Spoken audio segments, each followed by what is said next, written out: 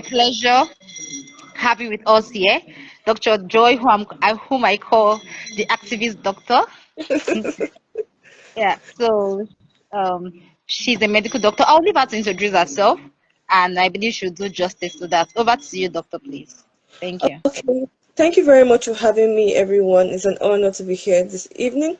I'm a medical doctor, I'm a feminist, um, I'm also a community development expert, and I'm also passionate about sexual and reproductive health of women, girls, women, also about girl child education, women's rights, and I've done a lot of work in this aspect, writing books, manuals on women's health and women's rights.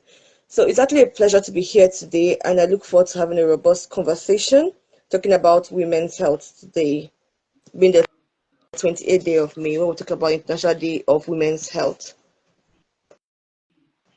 Yeah, May 28th, the International Day of Action for Women's Health. Yeah. Interestingly, it also happens to be Menstrual Hygiene Day. And you can't, once you start being termed a woman of reproductive age, it begins with menstruation. So it's a whole lot packed for today. And there's lots of activism, lot of information sharing ongoing today. Began earlier in the week last week, and I know it's not just it goes beyond just this day itself. It's a year-round activity. So thank you. Speaking on women's health, we know women goes beyond just it goes beyond just women of reproductive age. We also have women have different life stages. So you have premenstrual, women are premenstrual, girls, young girls who eventually will become women. So we have those at premenstrual age, we have those at the menstrual stage, then we have menopause and goes on. So at these different life stages, there's usually different health challenges that goes with it. So would you help in spotlighting these health challenges that women face at these different stages of their life? Okay, so we have women in their, okay, let me use your classification of women in their premenstrual, their menstrual phase, and also in the menopausal phase. Okay, for the premenstrual phase, we would know that that coincides with the adolescent phase of life. And what are the peculiarities of the adolescent phase of life? First of all, you find them, they want to take charge of their life. They want to be the one at the driving seat of their life. So you find out that there's anxiety. They're scared. What is going to happen next? What if I don't see my period? What if I see my period? And then there are a lot of hormones acting at that particular point in time. The hormones are raging. And with the hormones raging, you find out that it tends to even affect the way decisions are made. The of the hormones are just kicking in, and there could be some imbalances in the young female, and then some. And what happens at that point in time, it's also capable of disrupting their life, because that's the bedrock that forms the basis for their life's experiences and how they have an outlook on life. Let me just give an instance before I move on. For instance, a young girl has a period in school. The day, maybe it's a Sunday where they wear white to church or to the chapel, and she gets a stain, and everybody's laughing and mocking her. I bet you it goes a long way to affect her self-esteem. She won't forget that in a while, and she took a lot of talk and a lot of motivation to get her back on her feet. Same. Let's move on to the menstrual phase. Okay, I just moved on to the menstrual phase. Also, the anxiety. What does life get to hold on me? How for me? What does life have in stock? The motive, like at that point, you find them filling out their dresses, their hips, their cups, their breasts. They're all coming out. So you find that there's a lot of anxiety. They get the male attention. That's when you start feeling some girls are like, oh, I'm more beautiful than this one. You could see some actions like bullying, insecurities. That's when they pop up the most. You see little stuff like acne popping up on the face of girls, which is just part of the hormonal part of maturation. Menstrual cramps at that menstrual phase, the early menstrual phase. Find that girls have to deal with menstrual cramps at this point. And also at this point, find that girls start becoming sexually active. How many of them have access to birth control pills? It all comes down to the menstrual phase. And at this point, it is said that with the age with the highest prevalence of HIV and AIDS is the early age of the early, let me put it, within the menstrual phase that carries Yeah. the great prevalence of HIV and AIDS. And what does this go to say? They are experimenting with different things. They're experimenting. Their hormones are labile. Their hormones are not fixed. So at this point in time, they're gullible, and they could actually be taken up by anything that just comes and sits well with their thinking, their thought processes as at that time. And also the menopausal phase, it comes with its own challenges, hot flushes, they feel tired, they feel weak, their hormone, the anger, they could be angry, they could just start crying all of a sudden. You might think, oh, this woman just likes being cranky. She's not being cranky. She's actually having menopausal changes that come with the hormones. So, and so at that point, you find that these women need a hormone replacement therapy to help them taper down and to help them be their best self. At that point, you find that they could just fall down and then they are prone to falls. And the protective care that their hormones were providing them when they were menstruating is no longer there. At Wow. that point, find out that yes, the estrogen that was secreted while women were young in their menstrual phase, that was guiding their menstrual cycle, helping them to get pregnant, carry the babies to they give birth to them, is no longer there. And that estrogen is protective for women. So you find that these hormones, the estrogen and progesterone, they're out of the way at the menopausal phase. So you get to see them, they're having the hot flushes, having a myriad of symptoms, which is just goes to show that they're actually menopausal at that point in their lives, and there's actually nothing wrong with them. So I don't know if this answers your question about the different phases of the life of a lady. Yeah, it does, and I believe not just mine, but those also watching us, because it's so insightful. Just thinking about you talking about the hormonal changes, especially in the menopausal stage, and women being prone to falls. I recently know of someone who recently fell down, getting into a menopausal stage, or rather, I think she's already experiencing menopause, and so things like that are not, many persons are not as informed as they should be. So this, Yes. uh, I don't know if that, if you like to highlight more on the different health challenges that go along with these different stages Okay. and how they Um. can manage it. Okay. So I would start from the top, from the menopausal phase. Let me start. Permit me to start from the top this time around.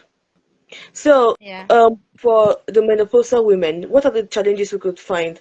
You could find out that they could have a loss of libido. They might not be so interested in sex any longer because sometimes the sex might no longer be so pleasurable for them because they could have vaginal dryness due to the decreased estrogen, which at that point they could decrease estrogen.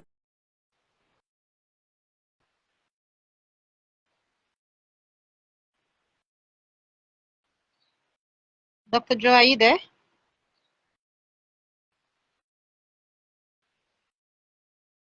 Hello, Dr. Joy. Okay, if you're just joining us, we're having conversations themed nurturing women's health to mark the today's International Day of Action for Women's Health, which is marked on the 28th of May yearly. And Dr. Joy was here with us briefly. I guess she has network glitches, so that's why she's been cut off from the call. But I believe shortly should be with us. If you're just joining us, kindly give us a like and share this conversation on your page. Let others to join. If you have any question on the chat box, you can. We appreciate you put the letter Q first, so that we can easily identify, differentiate a question from a comment. Proud to have leaving us. She spoke about the different health challenges women face at different life stages, beginning from the premenstrual stage to the menstrual stage, where we have the productive stage and the menopausal stage. In all of this, she highlighted more on hormonal changes, especially menopausal stage, that could affect women's life activities. So hopefully she'll be joining us shortly. Yes, she's back online. and we'll be having her continue the conversation. So, Dr. Joy, you've been invited to the live broadcast. Kindly share this ongoing live session on your page so you could have more persons join us. Thank you, Dr. Joy, for joining Yeah, us today. I don't thank you. know what network. Yeah, the network just seems really cranky today. So like I was saying, for the menopausal phase, there's things some features you find in a lady undergoing menopause. And for menopause, it could come most of the time. We're expecting from about 45, 50 years of age. You can see it creeping up already. So what do we expect to see? They could get easily fatigued. They have labor emotions. They could just stay all of a sudden and then this is a woman just crying. Something on a normal day, she's like, this is a hard woman. She shouldn't be crying, but she just becomes really like how hormones could just go over the top and then she just loses it easily. And then you have like brittle bones because they're losing their calcium supply. So if I had that, their bones are easily fractured. So you have a condition called osteoporosis where their bones are softer than they used to be. So they are prone to fractures when they have falls. And they could have like this brain fog, then something hot flushes where they feel hot. You could be feeling warm and they could just feel really hot and they just need to like on a fan themselves like that. And you find that even their facial bones start looking eroded. Like they start looking older than they usually look because their facial bones might be looking eroded, losing their features that actually made them stand out when they were younger. And then mood swings, they could become irritable easily. Um, Also, they could also have some burning sensations like vaginal dryness, dry and itching skin. And this is, like I said, is because of the hormonal cover that they had previously in their earlier years when they were menstruating, like estrogen, progesterone, that was ensuring that they had their cycles were regulated. Now at that point it is taking off. So and they have to now fend on their own. What could be done for these women? They could actually be commenced on when they meet their healthcare practitioners, they can be commenced on hormone replacement therapy, which would then help them ease into this phase and help them acclimatize to it and prevent them from like it shouldn't be like a hit on them. It shouldn't take a fall. It should be something they go into graciously and enjoy that phase of their life because it's actually a long phase of their life, but it's a beautiful one also. Okay, the next phase will be what about the menstrual phase? What are the challenges they could have here?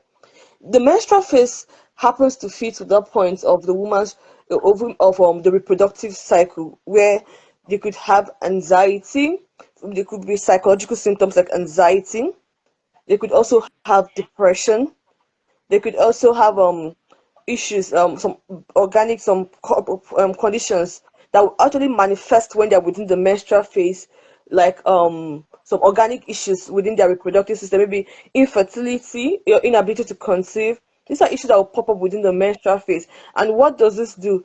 As if not properly managed, can translate to this woman having a low self-esteem, which still comes back to affect her psychologically. It reduces her productivity, and helps her not to be able to like put in her quota to our national development. So also anxiety, like from the 20 around age 20 to 30, find that you're trying to step out into the industry to find your own footing. And it also coincides with the time of reproductive life cycle for the woman. So you find that they're juggling between school for some, if they're going for for higher degrees, school, work, family. At that point, you just juggle, trying to find a balance. At the same time, you're also battling some biological issues that you might be facing. For a woman that wants to get Yeah. pregnant and she can't get maybe because of an organic problem, like maybe polycystic ovarian syndrome, find that it could pop up at that time and she won't be able to attain the family she wants to grow at that point in time. So we see this happening and anxiety. What does the future hold? What happens? What Yeah. happens next? Dysmenorrhea, that's something that can actually even affect your productivity at work. You have 30 days in a month And out of this, you could have about 5 to 7 days where you are tired at home because of you're having your menstrual cycle, you're having dysmenorrhea. And there's some workplaces where people don't really tend to, especially in male predominated work environments. For instance, let's say they might not really understand what it means for a woman to be having her period and having dysmenorrhea, that is menstrual cramps. Yeah. So that empathy she needs to be able to function might not be there, which will also Yeah. affect. For instance, now she's meant to be promoted, and someone's like, ah, that one that she's, well, she's not feeling well. Her tummy is paining her, like some Yeah. things like that. For you know, disrupts your career progression. That's Yeah. the mental phase. But what could be done if properly managed that period of her life, maybe on the right pain medications. If there's any other cause of that menstrual pain, it will be properly addressed by the clinicians in the hospital, and also good menstrual hygiene management would also help the lady to settle into her job role without having at least having minimal days off work because of her menstruation, and also to cater for other reproductive health needs, and also for women to have paid maternity leaves within that period to also enable them take care of their families, bond with their newborns, and at the same time be able to be working actively while being within their reproductive life cycle. Yeah. Then for the premenstrual, okay, at the early menstrual phase, so I had to divide the menstrual phase. The early menstrual phase in high school, you need to also inculcate the comprehensive sexuality education to the young ones. They need to know about their body, how it is changing, and it's never too early. It should start from even the homes, to the churches, to the schools. The young ones, both male and female, should know that at this point it is normal to see a girl bleed. It is not an abnormality. She's not sick. And it doesn't make her less of a human being. And also, they should also know that um, menstruation only doesn't mean anything, and she should know the truth and any myths around it. Because if I had that's the point where they are most gullible and they are most prone to STIs, and if need be, they should have access to birth control, family planning, so that they're not left at the whims of the society. And also, when we talk about women's health, we also need to revise and go back to our laws on safe abortion practices in the country to enable this woman have a full power over her body. Her women's rights. She needs to have a right to life.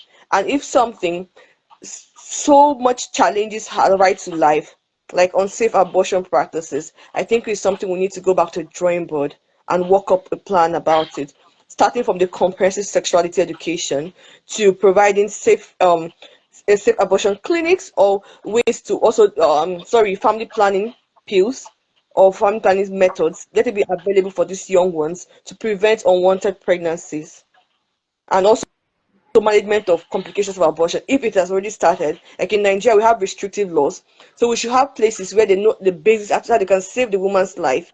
Because in Nigeria, you can't initiate an abortion except the woman, except it is already in place. So there should be centers where this woman's life can be saved if it's already there, and she shouldn't be let to die or go into septic, to go into like some infective phases because of it wasn't carried out well, and then affect her reproductive cycle because of a poor life choice or poor healthcare system. So women's health should be prioritized at that phase. Also, the premenstrual phase is a time to start teaching these young ones about their body. That's when we actually need to even start revving up the comprehensive sexuality education. We need to start putting it out there, show them pictures, show them talk to them, ask them questions. Because if I know that you have little ones not even having their periods but becoming pregnant, how is Yeah. this possible? Yeah. The fact you have not seen your period doesn't mean you have not started ovulating. So you need Yeah. to start talking to them. You need to tell them it's not okay for someone to touch you. It's not okay for you to do this. And you need to find a way. Young ones need to know that they need to have someone they can talk to, Yeah. be it in school. I'm grateful for the work the GPI is doing, but be it in school, be it at work, be it sorry, not at work, be it in school, be it at home, be it in church, and this person should be able to account for these ones that are able to open up to them. So you need to be able to know that yes, these young ones will come with questions, and you should be able to answer them, and you should be able to lead them to the right way. So right now, we need to put out the right word there. Young people, they don't need to start menstruating. They need to start knowing about it. They need to start knowing that yes, this is a private part. My vagina should not be touched by a stranger or someone of the opposite sex. It's not allowed. You need to know that yes, my breast is a no-go area. You need to know these things. And they need to know that when you get of age and you're sexually active and you don't want to get pregnant, you need to get on a family planning method to prevent unwanted pregnancies. You need to know that when you're having your menstrual periods, you're having some form of discomfort and pain, you could take some pain relief medications, you could do some exercises, you could do a hot water massage, you could do this to get off it. And also, when we talk about women's health, we need more affirmative actions. We need more policies.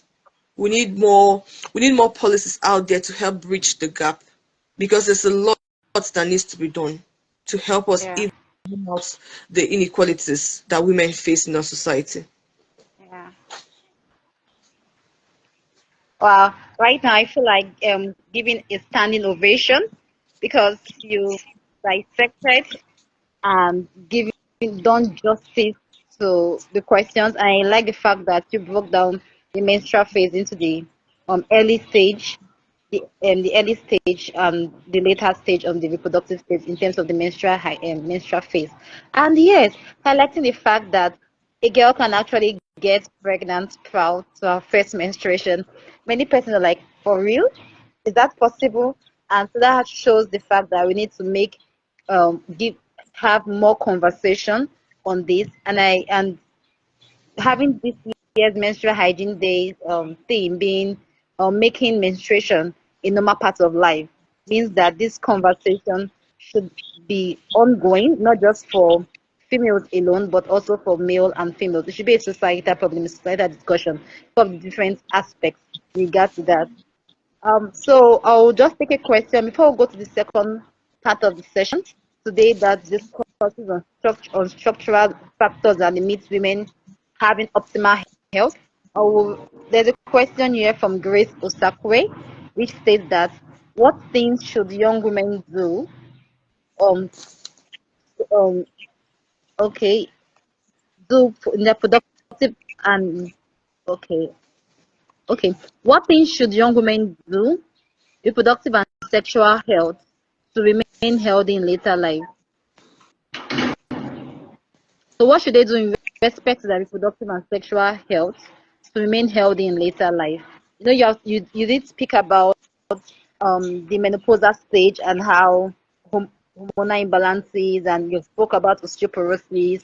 So prior to getting to menopausal stage, what can we start doing later on? Because it actually did sound scary to me, seriously. At the point I was like, as if I should I don't want to get old. I think so. What can we do to prevent that? Okay, some of the things we could do to prevent having like protecting our sexual and reproductive health. First of all, we should know first of all we should practice safe sexual practices. I don't know if you're with me. Yeah, yeah, So we should have safe sexual practices. Like we have the ABC of prevention of STIs, of HIV and AIDS. A is abstinence. So if for instance you can't abstain, then you do what? You are faithful to a partner that is within your age of if you are within your reproductive age, if within the age where you 18 years and above. I don't encourage underage persons from to delve into that, although it happens. So I will just talk like it happened. So A, let me just put it out there. We all know this acronym. A, be abstinent. B, because you find out that it's some conditions that pop up in later life, like cervical cancer, is found to be the prevalence in nuns is nearly nearly non-existent, like it's really low. Not that it's non-existent, it's really low, the prevalence in the nuns, that is Reverend sisters, that are not sexually active. But it's higher for people that have multiple sexual partners. So, B, be faithful to a partner. Then C, use of appropriate use of condoms, like you're using it the right way. D, what if you have any condition, you take medications for them. So if you follow that pattern, then the partners, then your practices, you should avoid risky health practices. You avoid risky health practices. I don't want to go into like, but there are some practices. For instance, vaginal douching. It's not a healthy practice. It could take out the normal flora of the vagina, and then what does it predispose you to? Candidiasis. It could also cause a pelvic inflammatory disease, that is disease of your, where you have constant lower abdominal pain that doesn't just go away. They might do this, do swab and everything. You say I'm not even sexually active, but there's that pain that doesn't just go away. You're aggressively washing, cleaning and stuff. That place takes care of itself. Yeah. Plain water is okay. Not everything you see them buying. Someone that didn't even that doesn't have a medical degree, doesn't have a pharmaceutical degree, is producing something, and you buy it and you're sticking it.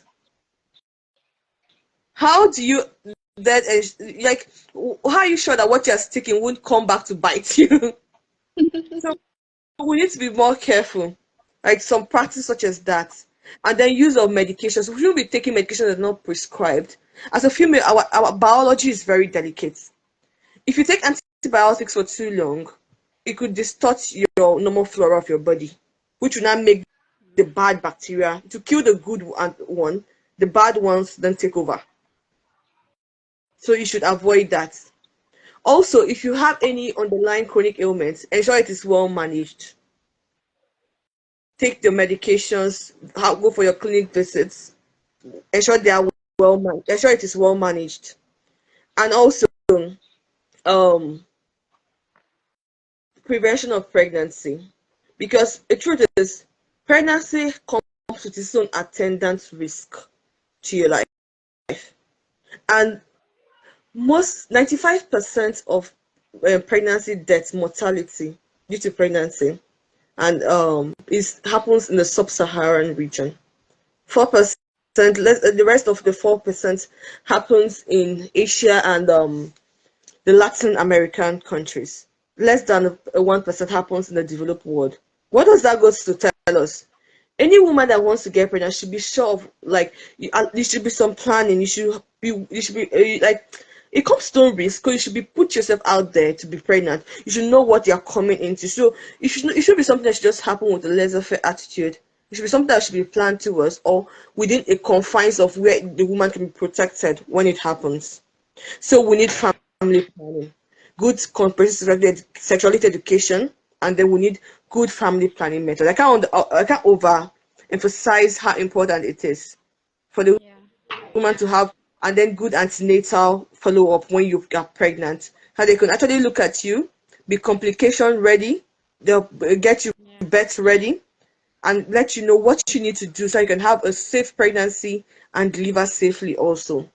And then also know what to use to prevent the STIs if you are sexually active. Also, the woman needs to know how to protect herself and also get help immediately. If you haven't protected sex, you're not sure of the partner you're having sex with, you should go get help so that you don't end up disrupting. And then I need to add this: how many of us are vaccinated against cervical cancer? It's a vaccine preventable disease. The vaccinations are there. You could get Cervarix, you could get Gardasil. Cervical cancer can kill.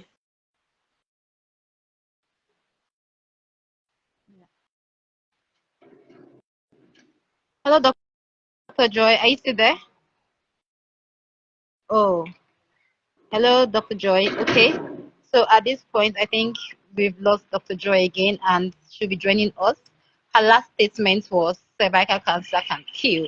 So if you are here to get tested, screened for HPV, and get your vaccine, cervical cancer vaccine, HPV vaccine, Please do. Okay, she's back here.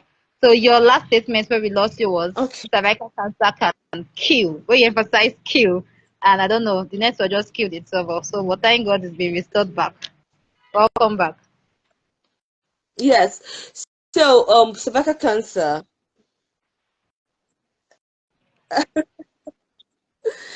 Yes. So cervical cancer is something that can actually kill. It actually is that in its advanced stages, and it's not something you want to see someone suffering from. And like I said, prevention is always way better.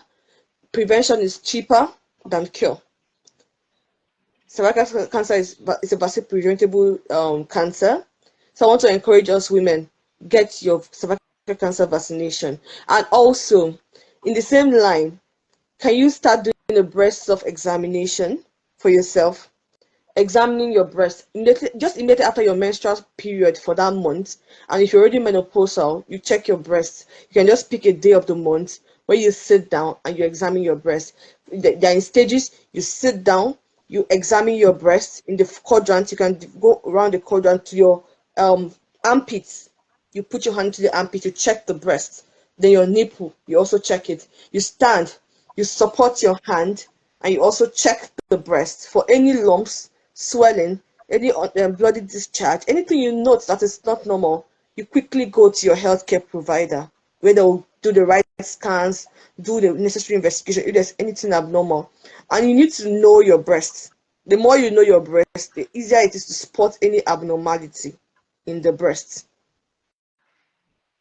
So we could actually work towards combating these cancers, breast cancer, cervical cancer.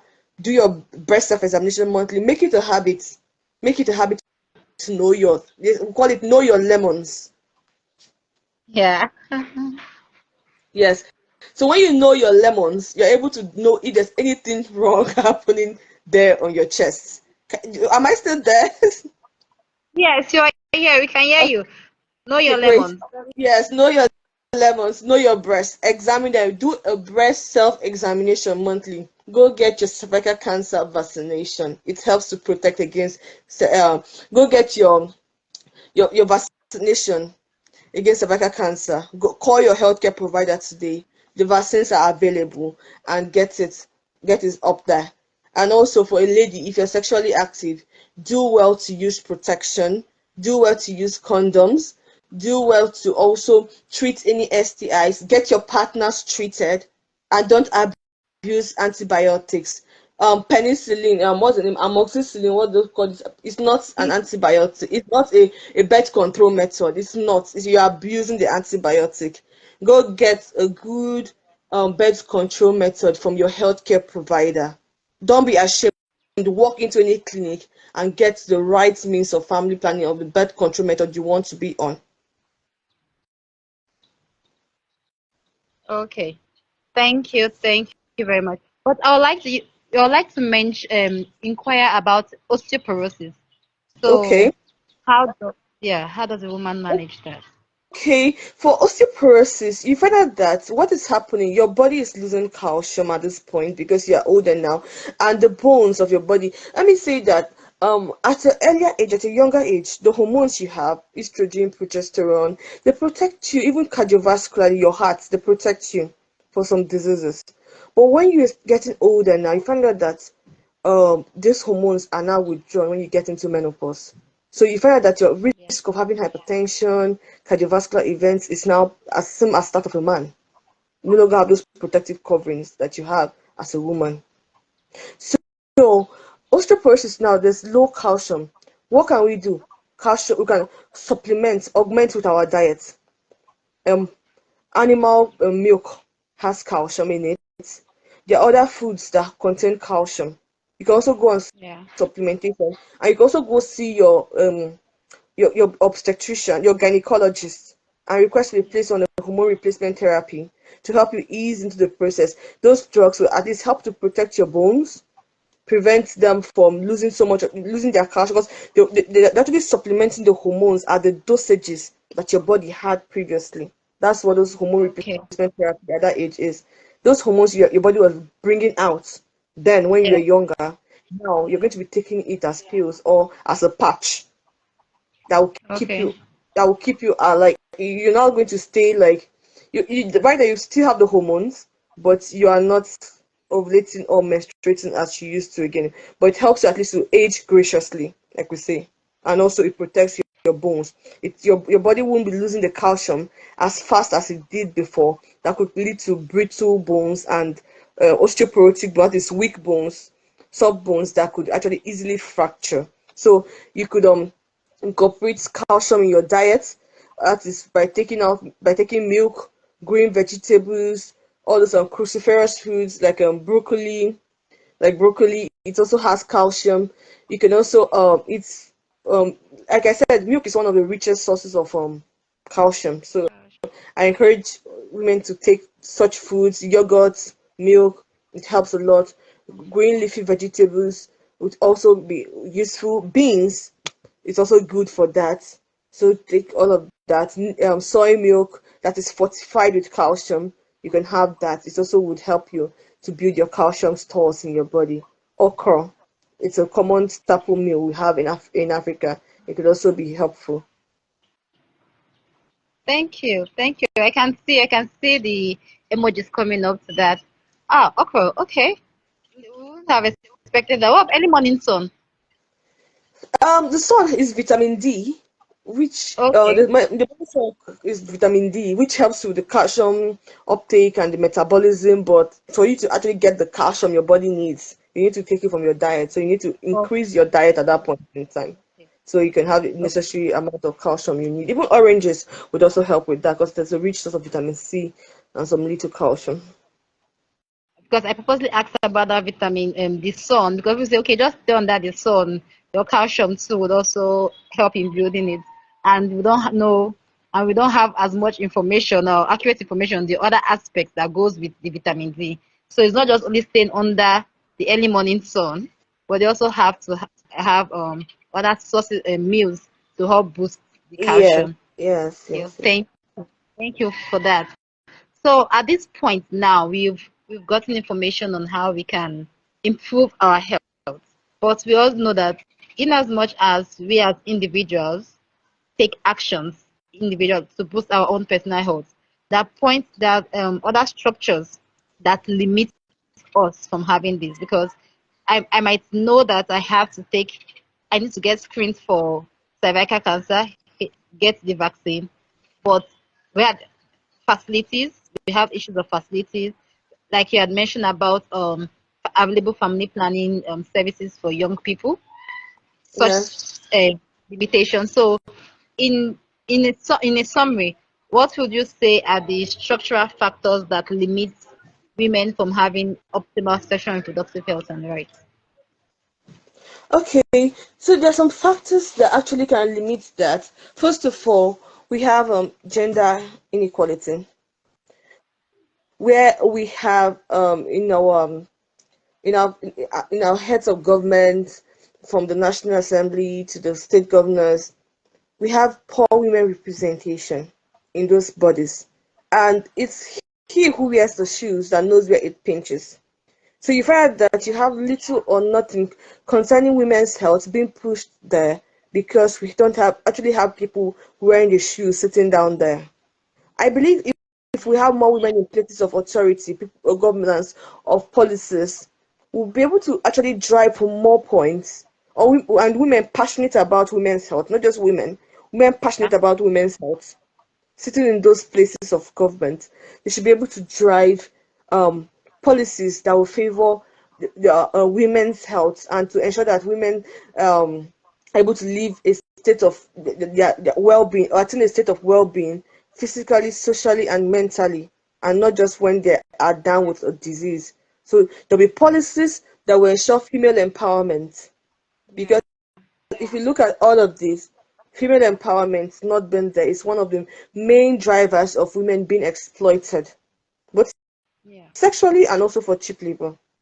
So female empowerment, where our some of laws that are restrictive to a woman can be repealed. For instance, a woman can't even confer her citizenship of Nigeria on her husband. There are some places where a woman can't own a land. a piece of land. And if a woman can own a piece of land, what does that mean? Her economic wealth is also reduced. Her economic potential is dampened. Girl child education. It's a train up Yeah. a woman, you train up a nation. We Yeah. need laws to Yeah. ensure, despite the working to achieve education for young people, but the girl child is still at the extreme end of the spectrum when it comes to education. Our people that are not educated, those in the rural areas, those that need to know that a girl's education doesn't end in the kitchen, and children of mothers born that or children born to mothers that are educated tend to actually do better. They have some form of education. They tend to do better because even in they have less hospital admissions because the woman knows where to get the right information, where to seek help, the right interventions for these children, and it which also translates indirectly to you having less mortality or morbidity, that is admissions from under five from children and young persons. Also, for policies that can help education, economically empower the woman, also to help the woman get her place, like affirmative action is something that can be used to bridge the gap, to get women to places of authority, to help women to also sit at the points of power, and to help them to be able to put in their input and add their voices to help women's health, women's rights to sit at the top of the chain, at the top of the discussions when it comes to legislation and governance. And also violence and stigma. Women need to be protected. We need to have laws. Gender-based violence has taken a lot of lives. Even this year alone, if you go to the social media space, it is rigged with a lot of images, videos of women being abused and molested. We need laws that can protect women. We need laws. They are the vulnerable population here. We need laws to protect them. Prosecutors, perpetrators of gender-based violence ought to be prosecuted with the full length of the law. We need stiff penalties, and that's why we also need women up there, persons that are wearing the shoes to be able to help to push these narratives and to get the right punitive punishment on these perpetrators of these acts. Also, we need to also ensure that all forms of stigma against women is taken off. All forms of stigma. Women are not dumb. Women are not less important than men. Women are important. They have a part to play in our national development. They have a part to play in the family. They have a part to play in every sphere they find themselves. They're not defined by their menstrual periods. They're not defined because they are pregnant. They're not defined because they are raising a family. And even if they are raising a family and just staying there to raise, they are doing so much. It's so much. And we need to ensure that we have safe spaces for women to thrive. Women deserve to have safe spaces, be it at work, be it in the community, wherever they find themselves. We need to have safe spaces for women. And also, I want to also add this in respect of this.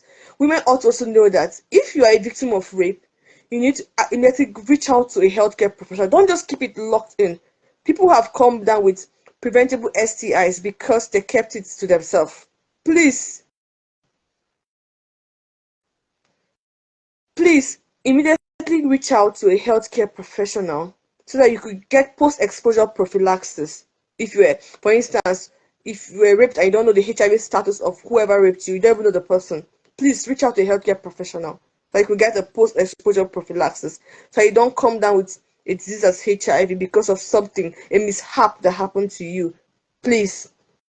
And then we need to know that our laws need to become more effective to protect women so that their dignity and their integrity can be protected. And at the end of the day, we hope to have a more gender equal world where the rights of a woman is respected and protected.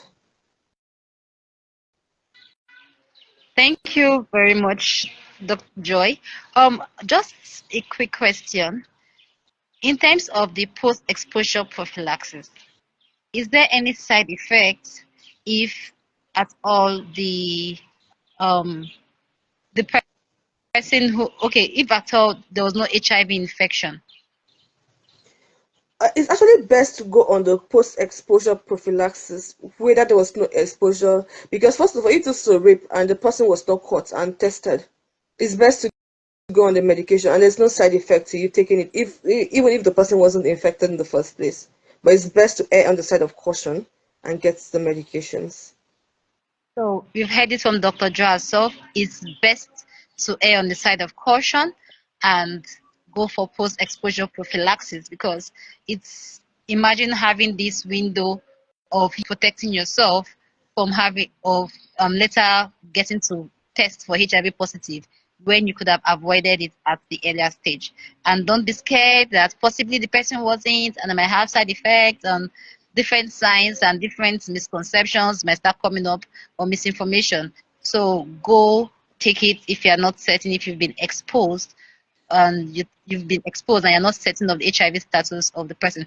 And not doesn't necessarily have to be just through sexual intercourse. It could also maybe through sharp objects. You've been in a salon and you got pierced, or you've been anywhere and you say, okay, fine, there's a risk here, needles or anything. So please go seek medical help. Yeah, And we'll be wrapping up this conversation right now. It's been a pleasure having you, Dr. Joy. And thank you very network, much. nothing can, nothing would have stopped us from having you today. I'd like to give a thumbs up to Peace, who struggled. As Thank I you, like peace. to, yes, at GPI, we like to showcase our young girls, give them the opportunity to build the skills, start learning, because it's through avenues like these that they become um, and through avenues like these and through practices that they become to build skills and knowledge. And the technical, we're in a digital age now, so let them start building up and learning at this young age. So thank you, Peace, and it's a pleasure having all of you here with us.